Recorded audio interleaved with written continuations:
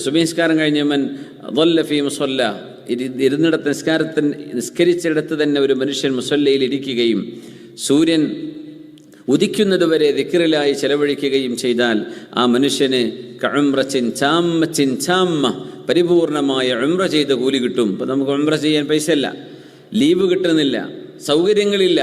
ഇങ്ങനെ ഈ ഒരു സുന്നത്ത് പാലിച്ച സുബഹി നിസ്കാരം കഴിഞ്ഞ് സൂര്യോദയം വരെ ആ മുസല്ലയിൽ ഇരിക്കണം. അത് ജോലി ഇല്ലാത്തവർക്കേ പറ്റുള്ളൂ.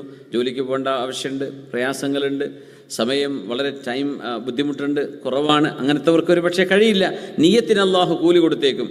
പക്ഷെ സമയമുണ്ടോ നമ്മൾ ആ മുസല്ലയിൽ ഇരിക്കുക, ദിക്ർ ചൊല്ലിയിട്ടും ഖുർആൻ ഓതിയിട്ടും ഇരിക്കുക. എന്നിട്ട് ഇഷ്റാഖിൻ്റെ 2 റക്അത്ത് സുന്നത്ത് നിസ്കരിക്കുക. സൂര്യൻ ഉദിച്ച് ഒരു 10-15 മിനിറ്റ് കഴിഞ്ഞതിന് ശേഷം നിസ്കരിക്കാം. എന്നിട്ട് വീട്ടിലേക്ക് പോവുക. ഉംറ ചെയ്ത കൂലി കിട്ടി. അപ്പോൾ ഒരു ദിവസം ഇങ്ങനെ നിസ്കരിച്ച് തുടങ്ങിയാൽ 30 ദിവസം 29 ദിവസം 29 ഉംറയും 30 ഉംറയും നമുക്ക് കിട്ടും. ഒക്കെ അല്ലാഹു സുബ്ഹാനഹു വ തആലയുടെ വലിയൊരു നീതിയാണ്, അദിലാണ്. എത്രയോ പാവപ്പെട്ടവരുണ്ടാവും, അവർക്ക് ഹജ്ജിൻ്റെ ഉംറൻ്റെ കൂലി കിട്ടണ്ടേ? അതിനൊക്കെ ഇവിടെ അവസരങ്ങളുണ്ട്.